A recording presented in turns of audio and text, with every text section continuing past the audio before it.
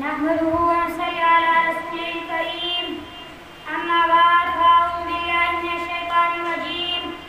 بسم الله الرحمن الرحيم. إني وجهت وجهي للذي فطر السماوات والأرض حنيفا وما أنا من المشركين. إن صلاتي ونسكي ومحياي ومماتي لله رب العالمين.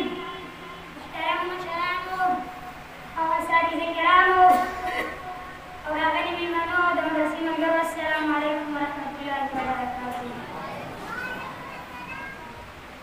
إبراهيم عليه السلام دا الله دوست زمون أستاذ نکاح د انسانیت امام او پیشوا و.